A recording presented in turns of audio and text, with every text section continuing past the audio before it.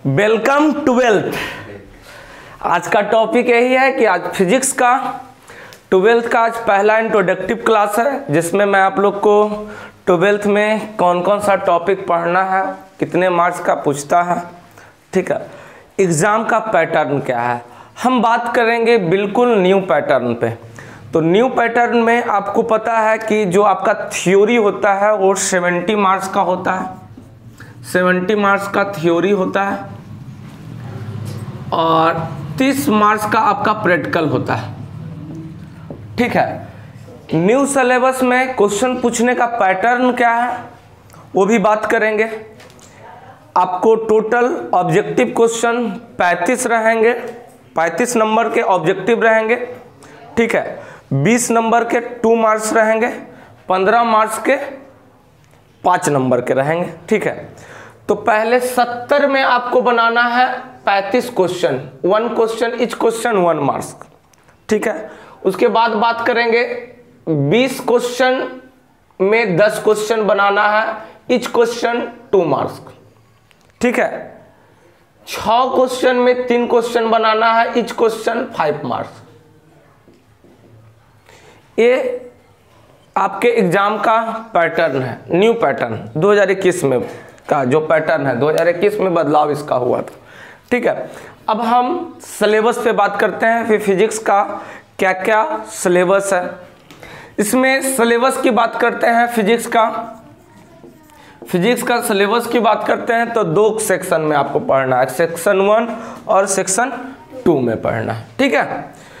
Section 1 की बात करते हैं तो सबसे पहला चैप्टर जो है काफ़ी इंपॉर्टेंट चैप्टर है। इस चैप्टर से सारा चैप्टर को रिलेट होता है, मतलब इसको अच्छे से पढ़ना है तो सब चैप्टर एक दूसरे से मिलता जुलता है यहाँ तक, ठीक है। तो पहला चैप्टर आपका है इलेक्ट्रोस्टैटिक्स, अस्थिर वैद्युतिकी, ठीक है। इलेक्ट्रोस्टैटिक्स है जो आपके एग्जाम में 8 मार्क्स का पूछता है, थोड़ा ऊपर नीचे हो सकता है, ठीक है, एग्जैक्ट नहीं, अप्रॉक्स 8 मार्क्स का पूछता है, 10 मार्क्स 6 मार्क्स भी हो जाता है, ठीक है। तो इलेक्ट्रोस्टैटिक्स है, इसके अंदर में हम बहुत चीज पढ़ेंगे। इसके अंदर में हम कूलॉम्स लॉ को पढ़ेंगे।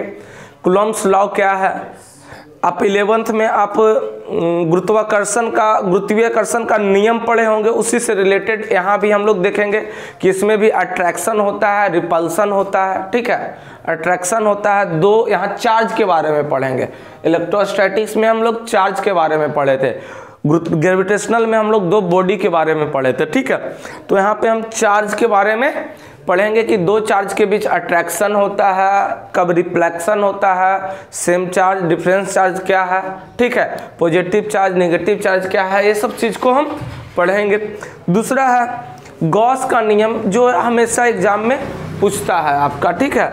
उसके बाद हम आपसे पढ़ेंगे विद्युत द्विध्रुव यानी इलेक्ट्रिक डायपोल हम पढ़ेंगे, इलेक्ट्रिक डायपोल पढ़ेंगे, जिसमें हम लोग डायपोल में देखेंगे, डायपोल मोमेंट पढ़ेंगे कि 2 कैपेसिटर को हम देखेंगे, कैपेसिटर के साथ क्या स्थिति है इसका, ठीक है, डायपोल का इसका क्या यूजेज है। फिर आगे हम बढ़ेंगे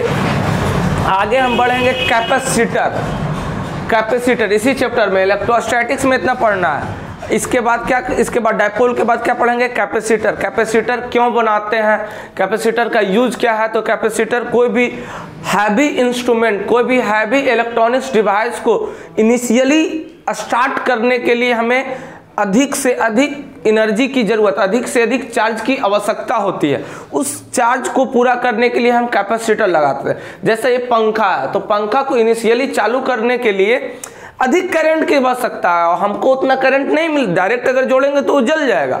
तो उसके लिए हम कैपेसिटर लगाते हैं कि इनिशियली वो स्टार्ट करने के लिए ज़्यादा उसको करंट की आवश्यकता है, आवेश की ज़्यादा आवश्यकता है घूमने के लिए, ठीक है। तो स्टार्ट हो गया, उसके बाद घूमते रहेगा। तो इसलिए हम कैपेसिटर का यूज करते हैं। कैपेसिटर किस तरह से बनाते हैं, उसमें क्या क्या चीज मटेरियल डालते हैं, उसका संधारित किस तरह से किया जाता है, पैरेलल कॉम्बिनेशन क्या है, जब पावर बढ़ाना होता है तो हम किस कॉम्बिनेशन में लगाएंगे, सीरीज में लगाएंगे कि पैरेलल में लगाएंगे।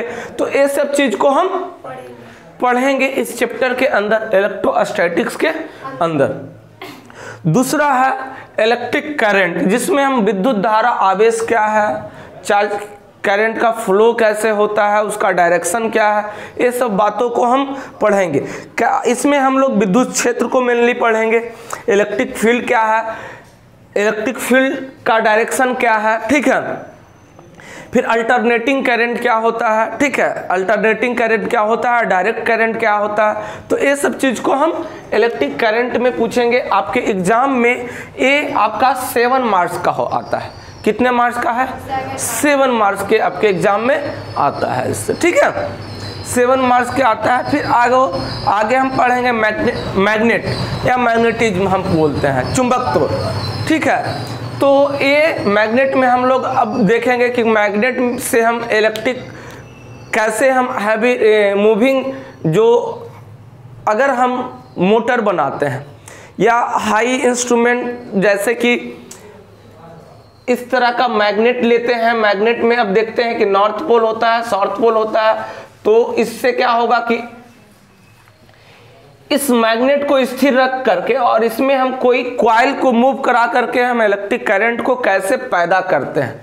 तो इसमें हम ये चीज को पढ़ेंगे कि मैग्नेट क्या है, मैग्नेट का प्रॉपर्टी पढ़ेंगे और इससे हम हाई इंस्ट्रूमेंट जैसे कि विद्युत कैसे पैदा करते हैं, करंट को कैसे पैदा करना है। तो ये क्या है कि इसका जो इलेक्ट्रिक फील्ड लाइन बनता है नॉर्थ से साउथ की तरफ ही भागता है, तो ये एक दूसरे को, ये फ्लक्स को काटने से करंट पैदा होता है। जब हम फ्लक्स को काटते हैं, फ्लक्स को यहाँ मूविंग कोई कॉइल घुमा दिए, जब कॉइल मूविंग करता है तो फ्लक्स, इससे निकलने वाला फ्लक्स क्या होता है, उसको क्रॉस करने से आवेश उत्पन्न होता है, आवेश से फिर चार्ज उत्पन्न हो जाता है, करंट उत्पन्न होता है। तो हम किस तरह से हाई इक्विपमेंट डिवाइस हम बिजली को कैसे उत्पन्न करेंगे, तो इस चैप्टर में हम ये सब चीज को पढ़ेंगे। फिर इलेक्ट्रोमैग्नेटिक वेव, वही कैसे साइनसोइडल वेव क्या है, करंट, एसी करंट का डायरेक्शन किस तरह से आता है, वेव, तो इसमें हम विद्युत चुंबकीय तरंग, अब वही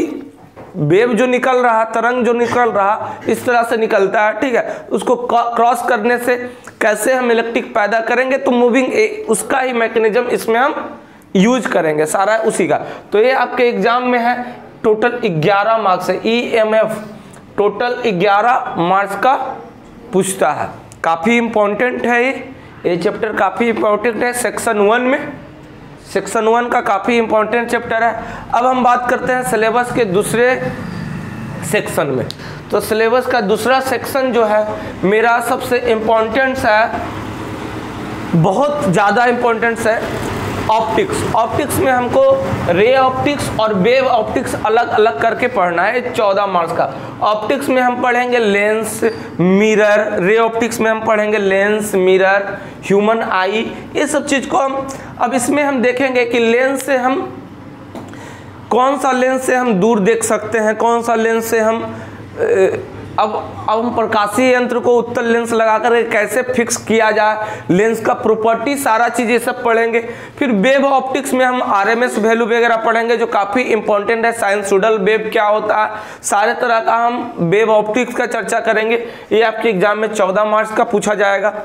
अगला सबसे मेन इंपॉर्टेंट है सेक्शन 2 का, सबसे इंपॉर्टेंट 22 मार्क्स अकेले, मॉडर्न फिजिक्स, काफी इंपॉर्टेंट है, काफी। ये सब प्रॉब्लम इसमें ज्यादा आता है, ये बिल्कुल थ्योरी टाइप का है, जिसमें हम एक्सरे पढ़ेंगे, हम दूर की किरण को, कौन सा किरण जो है कि हम इस पार से हम रे भेज करके दूसरी ओर की वस्तु को कैसे हम देख सकते हैं, गामा रे से। तो ये सब चीज किरण के बारे में हम लोग मॉडर्न फिजिक्स में हम काफी चीज पढ़ेंगे, सेमीकंडक्टर पढ़ेंगे, इंसुलेटर पढ़ेंगे, तो सारा डायोड पढ़ेंगे, ट्रायोड पढ़ेंगे।